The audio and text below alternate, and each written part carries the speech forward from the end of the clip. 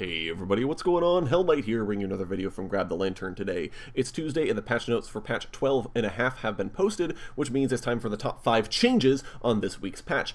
As always, I'll be going through the biggest changes in this week's patch, and letting you guys know what you can be looking forward to in the coming weeks. 12.5 has very few changes on it, but I think there are actually a lot of changes that we can really dig our teeth into and discuss in a good amount of depth here. So let's go ahead and start with our number 5 change here, which are the Ahri nerfs. Realistically, you guys, I know it's always tempting to say, oh, my main got nerfed, and that really sucks, but the Ahri nerfs here are really not that bad at all. They are very small taps down. You deal a little bit less damage with Foxfire, and you take a little bit more mana to use that and charm, which means that if you're using your W to make sure you get last hits, it's going to tax you a little bit more than it used to. If you're fishing for a lot of charms, it's going to tax you a little bit more than you used to, but generally, like, this doesn't affect Ahri's lane-to-lane gameplay in that much of a regard at all, nor does it really affect her PvP very much. So generally, I think these Ahri nerfs are almost ignorable, so even though people are scared of them, they basically don't tap the champion in a significant manner at all. Moving on down to our number 4 change, which are the Xin Zhao nerfs. Now, obviously, these are intended to be removing his presence in pro play.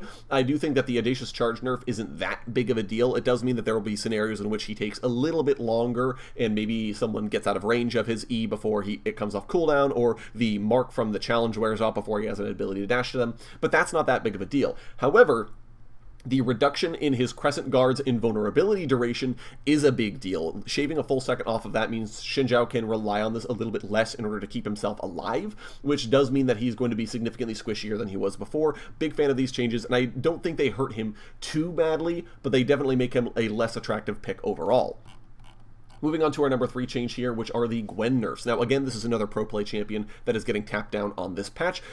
Gwen has been very strong in both top and jungle, and these changes are mostly aimed at reducing the strength of her jungle overall. The bonus attack range does nerf her very slightly in the top lane, as well as in the jungle, because she's not able to kite the jungle camps out as easily as she could before. The biggest thing here, though, is the 1000 cuts maximum damage against monsters has been reduced, so she's going to be clearing less well than she did before. She's also going to take more damage. It's a very slight tap down for the top lane, a bigger nerf for the jungle, and overall a power down for Gwen, which I'm excited to see. I don't know if it's enough to get her out of pro play, unlike the Xin Zhao changes, which I think are better, but at the very least, it's weakening her and maybe getting her to a spot where she's not such a pick ban champion. Now for the spicy changes here, going on to the Seraphine adjustment. Now, generally, Riot intended for Seraphine to be a supportive mid laner in the same vein as a champion like Orianna. However, basically the community has said, we like this champion as a support, and she sees more play support than she sees anywhere else. And as a result, Riot are saying, well, we kind of want to support this, so we're going to give Seraphine a little bit of some tweaks here to make her more attractive in that role.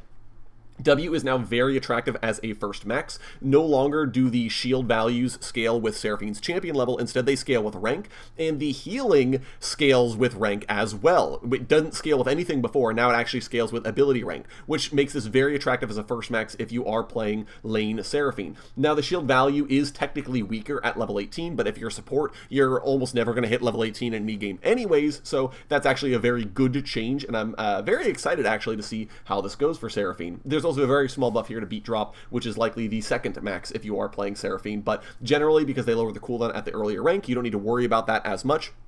So if you're support Seraphine main, W max, looking pretty good for you.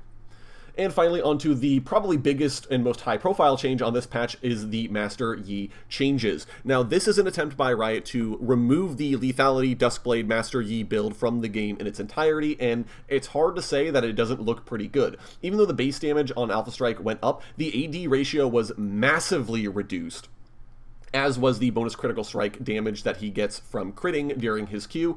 And in addition, the Alpha Strike's cooldown reduction upon attack scales down with ability haste, which means that if you have more ability haste, each on-hit reduces the cooldown by less, which means you don't get to double dip with auto-attacking and having ability haste to get this ability off cooldown. You really just are not going to have resets for this at all unless you're attacking very fast, which is something that Crit Yi does or on-hit Yi does, but not something that Duskblade Yi can do very well at all.